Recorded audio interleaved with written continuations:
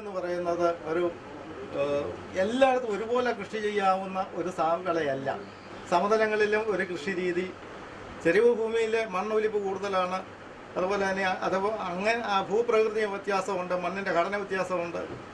ഇട്ടുകൊടുക്കുന്ന വളം മുഴുവൻ അതിൻ്റെ ചവിട്ടി നിൽക്കുകയില്ല. അങ്ങനെയുള്ള കാർഷിക പ്രവൃത്തികളെല്ലാം തന്നെ വ്യത്യസ്തമായ ഒരു കൃഷിയാണ് കുരുമുളക് കൃഷി.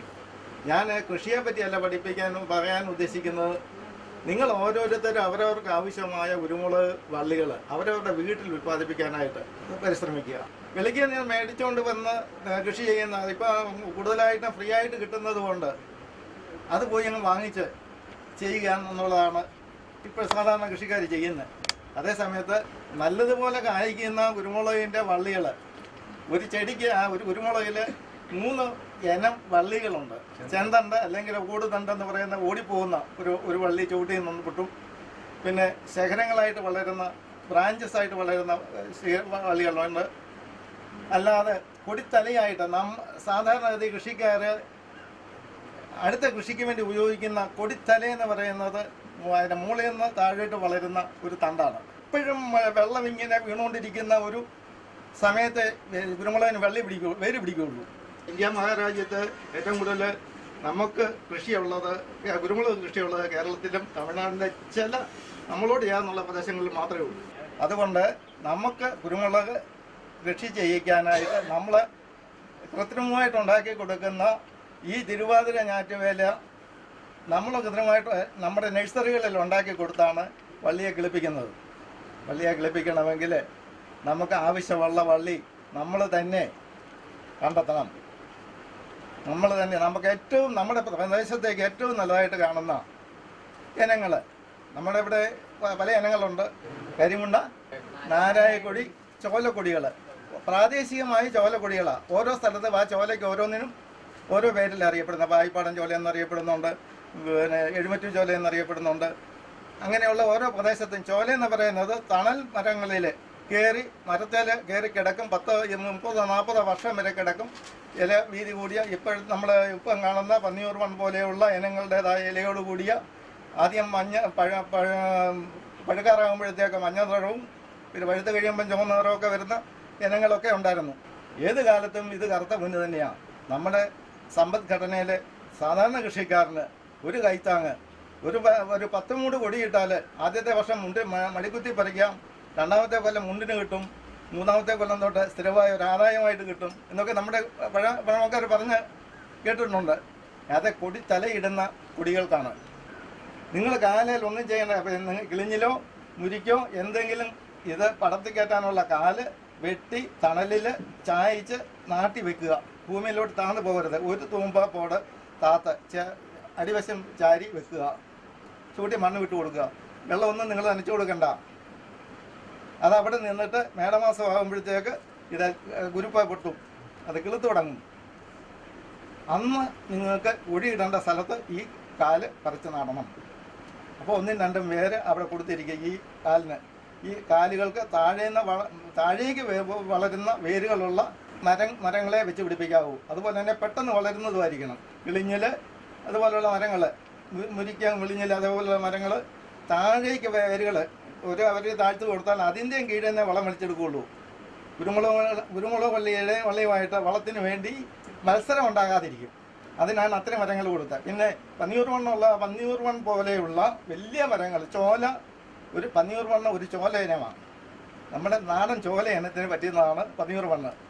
ആ ഇനങ്ങൾക്ക് ഏത് മരത്തേലും വലിഞ്ഞു കയറാനുള്ള കഴിവുള്ളതാണ്. എത്ര പൊക്കത്തിലും വളരും. നല്ല വെയിൽ കിട്ടണം, അതിൻ്റെ തണ്ട് നല്ലതുപോലെ ഉണങ്ങി കിട്ടണം. എങ്കിലേ അടുത്ത വിളവിന് പൂവുണ്ടാവുള്ളൂ, കായുണ്ടാവുള്ളൂ. ഇത് മഴവെള്ളത്തിൽ കൂടെ പരാഗണം നടന്നെങ്കിൽ മാത്രമേ കുരുമുളക് പിടിക്കുകയുള്ളൂ. അതുകൊണ്ട് സ്ഥിരമായിട്ട് മഴവെള്ളം വീഴത്തൊക്കെ പോലെ കമ്പിറക്കി കൊടുക്കണം കൃഷി രീതിയിൽ. അതൊരു പ്രാക്ടിക്കൽ സൈഡ്, അത് അങ്ങനെ ഒന്നും നടക്കുന്നുണ്ട്. ഈ കൂടക്കകത്ത് നടുന്നതിന് ഏറ്റവും നല്ലത് ഓടുതണ്ടെന്ന് പറഞ്ഞാൽ റണ്ണർ ഷൂട്ട്, താഴെ കൂടെ കിടക്കുന്ന വള്ളികളാണ് ഏറ്റവും നല്ലത്. 15 സെൻറ്റിമീറ്റർ 2 കണ്ണ്, 2 മുട്ട് വേണം. താഴത്തെ മുട്ടിന് അധികം താഴെയല്ലാതെ, ഞാനത് പ്രാക്ടിക്കലായിട്ട് കാണിച്ചു തരാം. അങ്ങനെ 2 കണ്ണുള്ള മുട്ടുകളെടുത്ത് നല്ല ആരോഗ്യമുള്ള തണ്ടുകളിൽ നിന്ന് തന്നെ എടുക്കണം. നല്ല ആദായം കിട്ടുന്ന മരങ്ങൾ പിന്നെ ചെടികളിൽ നിന്ന് എടുക്കണം. നിങ്ങൾ എടുക്കുന്ന ഏതായാലും കരിമുണ്ട ആയാലും പന്നിയൂർ മണ്ണാണെങ്കിലും വേറെ ഏത് വെറൈറ്റി ആണെങ്കിലും ഇത് ഋതുമാറ്റം ഉണ്ടാകാതെ നമ്മൾ തന്നെ ഈ കൾച്ചറൽ പ്രാക്ടീസസിൽ നിന്നുണ്ടാകുന്ന ഒരു രോഗമാണ്. ചുവട്ടിൽ യാതൊരു കാരണവശാലും നിങ്ങൾ തൂമ്പ തൊടിക്കരുത്. ചുവട്ടിൽ മണ്ണ് പുറത്തുനിന്ന് അടുപ്പിച്ച് കൊടുക്കുകയും അതുപോലെ തന്നെ കൈകൊണ്ട് ഇതിൻ്റെ കള പറിച്ച് നീക്കുകയും ചെയ്യണം. ഓരോ വർഷവും നിങ്ങൾ ചാണകം ഇട്ട് കൊടുക്കണം. പച്ചച്ചാണകം തന്നെ ഇടുക. അത് ചുവട്ടിലെ മൾച്ചിങ്ങും അതുപോലെ ചെയ്തു കൊടുക്കുക. വെള്ളം ഒഴിച്ച കൃഷി എന്ന് പറഞ്ഞാൽ വലിയ മരങ്ങൾക്ക് വെള്ളം ഒഴിക്കേണ്ട യാതൊരു കാര്യമില്ല. നിങ്ങൾ അതിൻ്റെ ചുവട്ടിലൊരു ശകലം വാഴപ്പിണ്ടി വെട്ടിയിട്ട് കരിയില കൂട്ടിയിട്ട് തണൽ കൊടുത്ത് ഉണങ്ങി ചെടി നല്ലതുപോലെ ഉണങ്ങി നിന്നിട്ട് മഴ പെയ്യുന്ന സമയത്തെ കൂടുതൽ വിളവ് കിട്ടുകയുള്ളൂ. അല്ലെങ്കിൽ ഇടത്തിരി വീഴും. ഇടയ്ക്ക് നിങ്ങൾ വെള്ളം കോരി ഒഴിച്ചാൽ ഇടത്തിരി വീഴും.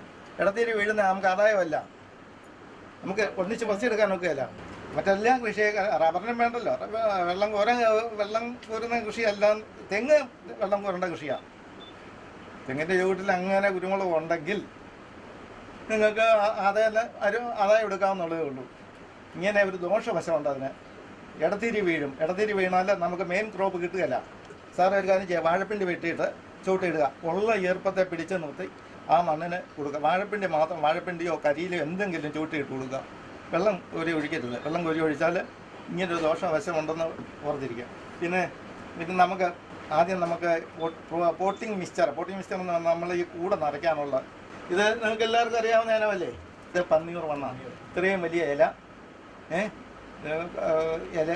കുരുമുളകിൻ്റെ നീട്ടം കൂടുതൽ.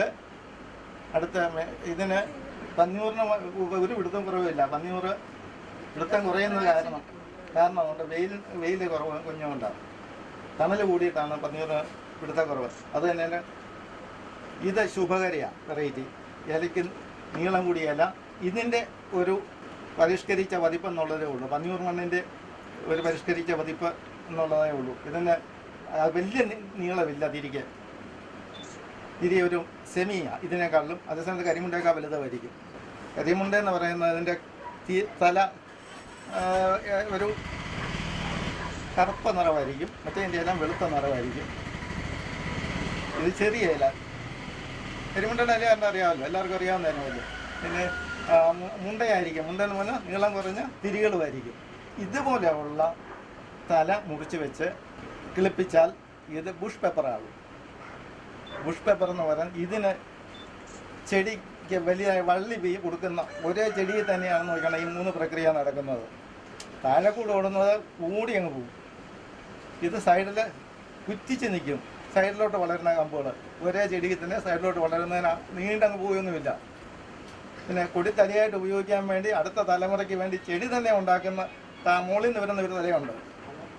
അതായത് പിറ്റേ കൊല്ലം തന്നെ കുരുമുളക് പറിക്കത്തക്ക പോലെ 2-3 ചെറിയ ഷൂട്ടും കാണും. അതാണ് നമ്മൾ സാധാരണഗതിയിൽ വീടുകളിൽ കൊടിത്തലയായിട്ട് ഉപയോഗിച്ചുകൊണ്ടിരുന്നത്. ഇപ്പോഴാണ് ഞാൻ പറഞ്ഞില്ലേ, ഇപ്പോഴാണ് കൂടുതൽ പ്രൊപ്പഗേഷന് വേണ്ടി ഒത്തിരി തൈകൾ ആവശ്യമായി വരുന്ന സാഹചര്യം ഉണ്ടാക്കാൻ വേണ്ടിയാണ് ആവശ്യത്തിലാണ് നമ്മൾ നഴ്സറികളിൽ തൈ ഉൽപ്പാദിപ്പിക്കുന്നത്. ഈ ഞാറ്റുവേലയുടെ നഷ്ടം നമ്മൾ തന്നെ കണക്ക് കൂട്ടിക്കൊണ്ടാണ് വേര് പിടിപ്പിച്ച വള്ളികൾ ഉണ്ടാക്കുന്നത്. ജൂൺ 1-ാം തീയതി തന്നെ മഴ കിട്ടിയെങ്കിലേ ആ ഞാറ്റുവേല കാലം ഉണ്ടാവുള്ളൂ. ഏത് വള്ളി നിങ്ങൾ ഇപ്പോൾ ഉദ്ദേശിക്കുന്നു ആ വള്ളി എടുത്തിട്ട് 2 മുട്ടിന് നിങ്ങൾ 15 സെൻറ്റിമീറ്റർ കാണും. ഈ 15 സെൻറ്റിമീറ്റർ നീളത്തിലെ വള്ളികൾ എടുത്തിട്ട് സെറാറ്റിക്സ് എന്ന് പറയുന്ന ഒരു റൂട്ടിംഗ് പൗഡറാണ്.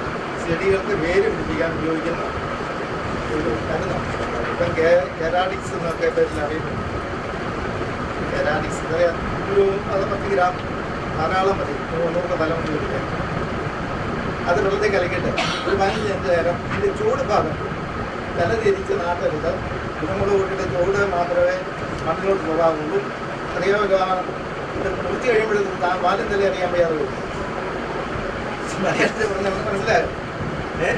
ഇത് നമ്മൾ ക്ലീൻ ഷേവ് ആക്കിക്കൊണ്ട് ഈ വള്ളിയെ ക്ലീൻ ഷേവ് ആക്കി നല്ലപോലെ, അത് വേരുണ്ടാകരുത്, ഇലയുണ്ടാകരുത്, ഒന്നും ഉണ്ടാകരുത്, തണ്ട് മാത്രമേ എടുക്കാവുള്ളൂ. അപ്പോൾ ഈ പിടിക്കുന്ന ഓരോന്നിൻ്റെ ചൂടും തലി നമുക്ക് കൈ കൊണ്ടറിയാം. അത് 2 കണ്ണിന് വെച്ച് ഇങ്ങനെ പിടിക്കണം. പിടിച്ചിട്ട് അത് അതുപോലെ വെച്ചിട്ട് 10 എണ്ണം അല്ല 20 എണ്ണം വെച്ച് ഒന്നിച്ച് കെട്ടണം. കെട്ടിയിട്ട് ചൂട് ഭാഗം ഈ ലൈനിലേക്ക് മുക്കി വെക്കുക. അതിൻ്റെ 15 മിനിറ്റ് 15 മിനിറ്റോളം ഇത് ഈ വെള്ളത്തിൽ ഇരിക്കണം. എന്നിട്ട് നമ്മൾ നല്ല ഷെയ്ഡ്. നിങ്ങൾ യാതൊരു കാരണവശാലും ഇത് വെയിലത്ത് എടുത്ത് വെക്കരുത്. നമുക്ക് 10 കൂടെ ഉണ്ടാക്കിയെന്നുണ്ടെങ്കിൽ നല്ല ഷെയ്ഡിൽ ആദ്യത്തെ 5 ദിവസം കുളിമുറി പോലുള്ള മുറിയുടെ മൂലയ്ക്കാണെങ്കിലും 10 തടം എടുത്തങ്ങ് വെക്കുക. എല്ലാ ദിവസവും രാവിലെയും വൈകിട്ടും വെള്ളം കുരുക. ഒരു സ്പ്രൗട്ട് ചെയ്യാൻ കിളുക്കാൻ തുടങ്ങുന്ന സമയമാകുമ്പോൾ എടുത്ത് പുറത്തോട്ട് വെക്കുക. അപ്പോഴും വെയിൽ കൊള്ളിക്കരുത്. നമുക്ക് വെയിൽ കൊള്ളിക്കാൻ വരുന്ന സാഹചര്യം എന്ന് പറഞ്ഞാൽ ഈ ആദ്യത്തെ ഇല മുറുകിയിട്ടതിന് ശേഷം മാത്രമേ വെയിൽ കൊള്ളിക്കാവുള്ളൂ. അത് 3-4 പെട്ടെന്ന് തന്നെ ഇത് 20 ദിവസം കൊണ്ട് ആദ്യം ഇത് മുള വരും. ഈ മുള വന്നിട്ട് എന്നാലും വെയിലെ കൊള്ളിക്കാതിരിക്കുക ആദ്യത്തെ കുറച്ച് മാസത്തേക്ക്. അതുപോലെ തന്നെ കോപ്പർ ഓക്സി ക്ലോറൈഡ് കൂടുതലായിട്ട് കൃഷി ചെയ്യുന്നവർ തുരിശും ചുണ്ണാമ്പും കലങ്ങിയ മിശ്രിതം മാസത്തിൽ 2 പ്രാവശ്യമെങ്കിലും അടിച്ചിരിക്കണം. ഞങ്ങൾ ചെയ്യുന്നത് നഴ്സറിയിൽ സ്പ്രിങ്ക്ലർ വെച്ചിരിക്കുക. രാത്രിയിലും പകൽ 2 സമയവും രാത്രിയിൽ 1 നേരവും സ്പ്രിങ്ക്ലർ വെച്ച് ഇത് നനച്ചുകൊണ്ടിരിക്കണം. ഞാൻ പറഞ്ഞില്ലേ, അന്തരീക്ഷത്തിൽ ആ തിരുവാതിര ഞാറ്റുവേല നമ്മൾ ഉണ്ടാക്കി കൊടുക്കണം. അതുകൊണ്ടാണ് പറഞ്ഞ കുളിമുറിയോട് ചേർന്നെങ്ങാനും തണൽ കൊടുത്ത് അതിനെ അവിടെ വെള്ളം രാവിലെ ഉച്ചയ്ക്കും വൈകിട്ടും കോരി 10-20 തടത്തിനൊന്നും വലിയ പ്രശ്നമൊന്നുമില്ല. ഏതായാലും ഒരു കൃഷിക്കാരന് 100 തടത്തിൽ കൂടുതൽ ഒരാണ്ടിൽ ഇടുകയെന്ന് ഞാൻ പറഞ്ഞു. മുഖ്യ കാരണം ഇതിന് കയറ്റാനുള്ള കമ്പ് കിട്ടാതെ. അതിന് കുരുമുളക് കൃഷി തുടർ കൃഷിയാണ്, അല്ലാതെ ഒരു വെള്ളം റബ്ബർ നടന്നുള്ള ഒറ്റ കൃഷിയല്ല. കൊന്ന നല്ലതാണ്, പക്ഷെ കൊന്നയ്ക്ക് ദോഷവശമുണ്ട് സാറേ. കൊന്ന ഒത്തിരി ചെനപ്പ് കൂട്ടും. വള്ളി കയറാനായിട്ട് കൊന്നയ്ക്ക് ദോഷം അങ്ങനെയുണ്ട്. കുരുമുളക് കൃഷി ചെയ്യിക്കാരോടൊരു കാര്യം, ഇതിൻ്റെ തണ്ട് മഴ അവസാനിക്കുന്ന സമയത്തിന് മുമ്പായിട്ട് എന്ന് പറഞ്ഞാൽ ഓഗസ്റ്റ് സെപ്റ്റംബറിൽ മുഴുവൻ ചെത്തിക്കളയണം, ചുവട്ടിൽ വെട്ടിക്കളയണം. കാരണം ഇതിന് വേണ്ടിയാണ് ഇതിൻ്റെ ചൂട്ടിൽ നിന്ന് വലിക്കുന്ന വേരിൽ ഏറ്റവും കൂടുതൽ ചിലവാക്കുന്നത് ഈ റണ്ണർ ഫ്രൂട്ട് ഉണ്ടാകാൻ വേണ്ടിയാണ്. ഇത് കണ്ടിട്ടുണ്ടോ? ചില റണ്ണർ ഈ ഓടുതണ്ട് ഉണ്ടാകുന്ന ചെടികളിൽ അതങ്ങ് പറമ്പ് നീളെ അങ്ങ് പറഞ്ഞു പോകും. കുറേ ഉണങ്ങിപ്പോയി, 10-20 ഉണങ്ങിപ്പോയിട്ടുണ്ട്. മഴ വരുമ്പോൾ തിരിച്ചു വരുമെന്നുള്ള പ്രതീക്ഷയല്ല. വരികയല്ല, ഉണങ്ങിപ്പോയത് നിങ്ങളുടെ കൃഷി രീതിയിലുണ്ടായ അപാകതയാണ്. ഒരടി താഴ്ചയിലെ സമയത്തിലെ കുഴിയെടുത്തിട്ട് കുഴിക്കകത്ത് എല്ലുപൊടിയും ചാണകപ്പൊടിയും ഒക്കെ ഇട്ട് നല്ലപോലെ ഇളക്കി ഒരാഴ്ച ഇട്ട് അതിന് ശേഷം മാത്രമേ തൈ നടാവൂ. ഒരടി സമയത്തിലെ കുഴി മൂടണം. റബ്ബർ കുഴി മൂടുന്ന പോലെ തന്നെ ഈ ഒരടി സമയത്തിലെ കുഴി എടുത്ത് എവിടെ കുടിയിടുന്നത്? ഈ മരത്തിൻ്റെ ഏത് വശത്താണ് കുടിയിടുന്നത്? കൃഷിക്കാർക്ക് അറിഞ്ഞിരിക്കണം. വടക്ക് വശത്തെ കുടിയിടാവുള്ളൂ. തെക്കൻ ചായവില് തൊടിയുടെ വള്ളി പൊള്ളിപ്പോകും. അതുപോലെ തന്നെ പ്രാക്ടീസ് ഉണ്ടായിരിക്കണം. ആദ്യത്തെ 2 വർഷം നിങ്ങൾ ഇതിനെ പാവാട പിടിപ്പിക്കണം. പാവാട പിടിപ്പിക്കുന്നത് കണ്ടിട്ടുണ്ടോ? കുടിക്ക് അത് ഓലത്തുഞ്ചാണിയോ വാഴക്കച്ചിയോ ഉണ്ടോ നല്ല പൊതിഞ്ഞു കിട്ടിക്കൂ. ഒരു ദോഷമില്ല. വെയിൽ കൊണ്ടില്ലാലും കുഴപ്പമില്ല. അന്തരീക്ഷത്തിലെ ആ ചൂട് കൊണ്ട് അത് ആവശ്യമുള്ള പാചകം ഒക്കെ ചെയ്തോളൂ. അങ്ങനെ ചെയ്ത് ഉണക്കിനെ അതിജീവിപ്പിക്കാൻ 2 കൊല്ലത്തേക്ക് നിങ്ങൾ പ്രത്യേകം ശ്രദ്ധിക്കണം. അതിനെ അതിജീവിക്കാനുള്ള ശേഷി അതിനെ ഉണ്ടാക്കി കൊടുക്കണം. അതാണ് സാറിൻ്റെ വള്ളി ഉണങ്ങാൻ കാരണം. ചുവട്ടിൽ യാതൊരു കാരണവശാലും നിങ്ങൾ തൂമ്പ കൊണ്ട് പിന്നീട് ചെയ്യരുത്. ഇതിൻ്റെ വേരെ പുറത്തുനിന്ന് മണ്ണിട്ട് തടമുണ്ടാക്കിയെടുക്കാവുള്ളൂ. തടം ഉണ്ടാക്കുന്ന പുറത്തുനിന്ന് മണ്ണിട്ടേ ഉണ്ടാക്കാവുള്ളൂ. അതുപോലെ തന്നെ തടത്തിൽ എപ്പോഴും എന്തെങ്കിലും ചപ്പോ ചവറോ ഒക്കെ പറിച്ച് സൂര്യപ്രകാശം നേരിട്ടേക്കാത്ത വിധത്തിൽ ഇട്ടുകയും ചെയ്യണം. ഏത് കമ്പാണെങ്കിലും കമ്പിൻ്റെ വടക്കുവശത്ത് വള്ളി നട്ട് ഒരു 6-8 ഇല പരുവത്തിലാകുന്ന വള്ളികൾ മാത്രം നട്ടാൽ മതി. നമ്മളൊരു 100 ചെടി ഇട്ടാലും ഒരു 10-30 എണ്ണമെങ്കിലും ഇങ്ങനെ ഒറ്റ വള്ളിയായിട്ട് വളർന്നു പോകുമ്പോൾ അതിനെ പറ്റുകാലെന്ന് പറിച്ചെടുത്തിട്ട് ചുവട്ടിൽ ചുറ്റി വെച്ച് മണ്ണിൽ ഇല മുളി നിൽക്കണം. പതിച്ച് അതിനെ വീണ്ടും മൂടി കൊടുക്കുക. അതങ്ങനെ ഞങ്ങൾ കൃഷിക്കാരുടെ ഇടയിൽ അങ്ങനെയൊക്കെ പറയുമായിരുന്നു. കുരുമുളക് കൃഷിക്കാരുടെ ഇടയിൽ ഇപ്പോഴും ഇത് ആദ്യത്തെ 1 വർഷം കഴിഞ്ഞിട്ട് പിറ്റേ വർഷം അത് ചെയ്തിരിക്കണം. അപ്പോൾ ഇത് ഒരു കാൽമുട്ട് ഭാഗത്ത് വെച്ച് തന്നെ കണ്ണി കൊടുക്കും. ചുവട്ടിൽ കണ്ണി കൊടുത്ത് കായ്ക്കും. അതൊരു കൾച്ചറൽ പ്രാക്ടീസാണ്. എത്ര ഹൈറ്റിൽ ചുറ്റി വെച്ചിട്ട് ആദ്യം എത്ര പറ്റി നിൽക്കാനേ ഉള്ളെങ്കിൽ പോലും ഒരടി ആയാലും മതി. അത് പോകില്ല സാറേ. അത്രയും മുട്ടൻ ഇത് വേരും കൊടുക്കും. സർവൈവ് ചെയ്യാനുള്ള ടെൻഡൻസി കൂടും. അപ്പം ഈ സമയങ്ങളിലൊന്നും നിങ്ങൾ രാസവളം ഉപയോഗിക്കരുത്. രാസവളം കഴിവുള്ളിടത്തോളം യൂറിയ ചേർന്ന ഒരു വളവും കുരുമുളകിന് കൊടുക്കരുത്. അത് അതിൻ്റെ കാര്യം. കൃഷിശാസ്ത്രത്തിൽ തന്നെ ഞങ്ങൾ ശാസ്ത്രം പറയുന്നില്ലെങ്കിൽ പോലും നമ്മളൊരു കാര്യം ഓർക്കുക, ചെടിയുടെ കോശരസം മധുരമുള്ളതായി തീരുമ്പോൾ ഇതുപോലുള്ള രാസവളങ്ങൾ ചെല്ലുമ്പം ചെടിയുടെ കോശരസം മധുരമുള്ളതായിട്ട് തീരും. പ്രത്യേകിച്ച് തെങ്ങിനും ഇതിനുമൊക്കെ നെല്ലിനുമൊക്കെ ഉണ്ട് ആ പ്രക്രിയ. അപ്പോൾ ഇല്ലാത്ത കീടങ്ങൾ അതെല്ലാം ഇതിനെ ആകർഷിക്കും. രാസവളം ഇടുന്ന തെങ്ങിന് മാത്രമേ ഇത്രയും കൂടുതൽ ചെല്ലി കുത്തുള്ളൂ. നോക്കൂ, നിങ്ങൾ വേപ്പം പിണ്ണാക്ക് എല്ലുപടിയും പച്ചച്ചാണകവും ചവർ വിടുന്ന തെങ്ങിനൊന്നും ഇത്രയും വലിയ ചെല്ലി കുത്തില്ല. ആരോ പറയുന്നുണ്ട് രാസവളം ഇടാൻ പറയുന്നു, പക്ഷേ നമ്മൾ തന്നെ എടുത്തു. നമുക്ക് ഒരു ധാർമ്മിക ബോധവും ഇല്ല ഇതിന് രാസവളം ഇടുന്നതിന്. ഒരാൾക്ക് കൊണ്ടുവന്നു 10 തെങ്ങിനങ്ങോട്ട് പൊട്ടിച്ചങ്ങോട്ട് ഇട്ടു. ഇതിൻ്റെ ഭവിഷ്യത്ത് എന്നാണെന്ന് നമ്മൾ പഠിച്ചില്ല. ഇതൊരു ടോണിക്ക് പോലെ രാസവളം കൊടുക്കാവുള്ളൂ. അല്ലാതെ നമ്മൾ ജൈവവളം തന്നെ കൊടുക്കണം. അല്ലാതെ ഇത് വളമായിട്ട് കൊടുത്തുകൊണ്ട് പറ്റിയത് രാസവളം മുഴുവൻ വളമായിട്ട് കൊടുത്തപ്പോൾ തെങ്ങ് മുഴുവൻ നമ്മുടെ നാട് നീങ്ങി. ഇന്ന് മലബാറിലൊന്നും രാസവളം ഇടുന്നില്ല. മലബാറിൽ ഇടുന്ന രാസവളം പറയുന്നത് പൊട്ടാഷ്, അല്ലാത്ത മുഴുവൻ എല്ലുപടിയാണ്. എല്ലുപടി വേപ്പുണ്ടാക്കുക ഒരു തെങ്ങിന് 5 കിലോ ഒക്കെ ഇടുന്ന എല്ലുപടി. എത്ര വലിയ കൃഷിക്കാരനാണെങ്കിലും എത്ര ആയിരക്കണക്കിന് ഏക്കറുള്ളവനാണെങ്കിലും അവന് ഇതുപോലെ എല്ലുപടിയും വേപ്പും പിണ്ണാക്കും ജൈവവളങ്ങളും. ജൈവവളം എന്ന് പറഞ്ഞാൽ കഴിവുള്ളിടത്തോളം കോഴിക്കാട്ടൊക്കെ തമിഴ്നാട്ടിൽ നിന്ന് കൊണ്ടുവന്നിടുക. അല്ലാതെ ചാണകപ്പൊടി കൊണ്ടുവരാനായിട്ടൊക്കെ അവർക്ക് ബുദ്ധിമുട്ടാണ്. ഈ കൊടിക്ക് വിടാമോ? കൊഴിച്ചിട്ടോ? പിന്നെന്നാ നല്ല മഴയുള്ള സമയത്തായിരിക്കണം. ചൂട് ഇത് മണ്ണിനോട് ചേരുമ്പോൾ ചൂടൊക്കെ അങ്ങ് പോകും. പക്ഷെ മഴയുള്ളപ്പോഴേ ഇടാം. തെങ്ങിന് ഇഷ്ടം പോലെ കിട്ടും. 50 കിലോ ഒരു ചാക്കൊക്കെ മേടിച്ചാൽ കിട്ടൂ ഒരു തെങ്ങിന്, കായ്ക്കുന്ന തെങ്ങിന്. ജൈവവളം എന്തുമാത്രം ഇട്ടാലും നമ്മുടെ മണ്ണിന് യാതൊരു ദോഷവും ഇല്ല. എപ്പോഴും ബ്ലേഡാണ് നല്ലത്, അല്ലെങ്കിൽ അത്ര മൂർച്ചയുള്ള കത്തിയായിരിക്കണം. എപ്പോഴും കൈ ഇങ്ങനെ നിൽക്കാവുള്ളൂ. കൂടുതലേ വള്ളിയിട്ട് പോകുമ്പോഴത്തേക്ക് നമ്മളിവിടെ വെച്ച് ഇതിൻ്റെ ഈ ഭാഗം ഇതിനോട് ചേർന്നിരിക്കണം, ഈ മുട്ടിനോട്. കാരണം ഒരു കാരണവശാലും ഇവിടുന്ന് വേരിറങ്ങിയില്ല. മുട്ടേന്ന് വേരുണ്ടാവുള്ളൂ. അതുപോലെ തന്നെ ഈ മുട്ടേന്ന് കിളിപ്പുണ്ടാവുള്ളൂ. രണ്ടാമത്തെ മുട്ടേന്ന് കിളിപ്പ് ഉണ്ടാവുള്ളൂ. അപ്പോൾ ഈ മുട്ടനെ ശകല നീളത്തിൽ പൊതിച്ചോണം മുകളിലോട്ട് കേട്ടോ. താഴത്തെ മുട്ട എന്നുള്ള അകലം കുറഞ്ഞിരിക്കുകയും മുകളിലത്തെ മുട്ട എന്നുള്ള അകലം കൂടിയിരിക്കുകയും ചെയ്യണം. ഇതെങ്ങനെ പിടിക്കണമെന്ന് പറഞ്ഞാൽ ഇങ്ങനെ അടുത്തതും ചൂട് മാറിപ്പോകരുത്. അടുത്ത് ഇങ്ങനെ മുറിക്കണം, അത് കളഞ്ഞാക്കണം. ഇങ്ങനെ ക്ലീൻ ഷേവ് ചെയ്യണം. ഇതായത് ഒരു വേരും ഒന്നും കാണില്ല കേട്ടോ. എന്നിട്ട് ഇതിങ്ങനെ തന്നെ പിടിക്കണം.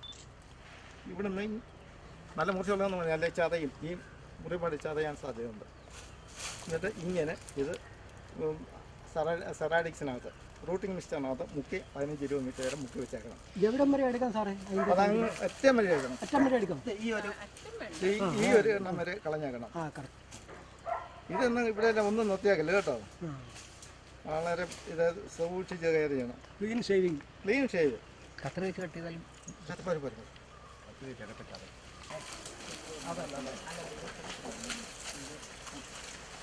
ഇത് നമ്മൾ മരത്തല്ലിടുന്ന ഒരു മരത്തല്ല ഒരു 5-6 തലയാണ് ഇത് ഇങ്ങനെ തന്നെ. ഇത് ഒന്നും ചെയ്യേണ്ട, നിങ്ങൾ 2-3 പ്രാവശ്യം 3 മീറ്റർ നമുക്ക് മരത്തല്ല തൊട്ട് ഒരടി കൊടുക്കട്ടെ അതിൽ മുറിക്കുക. ഇത് നേരിട്ട് മരത്തെ കൊടുക്കാനുള്ളതാണ്. അത് ഈ സമയത്തല്ല, തിരുവാതിര കവറിനകത്ത് ഉണ്ടാക്കുന്നില്ലെങ്കിൽ ഡയറക്റ്റ്. അപ്പം അത് ഇതിനൊരു ഗുണമുണ്ട്. ഈ കണ്ണുകൾ അടുത്ത കൊല്ലം 1-2 മുളക് ഉണ്ടാവും.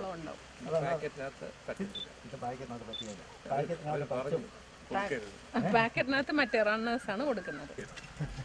ഇത് 10 വെച്ച് ഉണ്ടാക്കണം, അല്ലെങ്കിൽ കൂടുതൽ പേർക്ക് ഉണ്ടാക്കാമെങ്കിൽ കവറിനകത്ത് ഉണ്ടാക്കണം കേട്ടോ. മനു വന്നെല്ലാം നോക്കും, ഞങ്ങൾക്ക് ഷൂട്ട് ചെയ്യാനുള്ളതാണ്. ആവശ്യമായ കവറോട് കൊണ്ടുപോകണം. നാച്ചുറലായിട്ട് പൊഴിഞ്ഞു പോകണമെങ്കിൽ പൊക്കോട്ടെ. പ്രകൃതി ഇത് അല്ല, ചിലപ്പോൾ ഇത് പൊഴിയല്ല. സെറാമിക്സ് തന്നെ മുക്കണം. മുക്കിയിട്ട് ഈ ഇങ്ങനെയുള്ള കവരത്തോടു കൂടി വേണം മണ്ണിൽ നാട്ടാം. ഇത്രയും മതി. അതിനാണ് വേര് വരുന്നത്. അതായത് ഈ ഒരെണ്ണത്തിന് വേര് വരുള്ളൂ. അപ്പോൾ ഇത് ഒരു ബുഷ് പേപ്പർ എന്ന് പറഞ്ഞാൽ ഒരു ചട്ടിക്കകത്ത് ഒരു സ്ഥലം മതി. ഒറ്റ സ്ഥലം മതി. അത് ഇത് പിടിക്കുന്നിടം വരെ ഇപ്പോൾ കളയല്ലേ, ഇത് കളയല്ലേ. ഇത് തിരി വീഴാൻ വേണ്ടി മാത്രം ബുഷായിട്ട് തന്നെ വളർത്താൻ വേണ്ടിയാണ്. ഇതൊന്നും മറ്റ് വള്ളി ഉണ്ടാവുകയല്ല.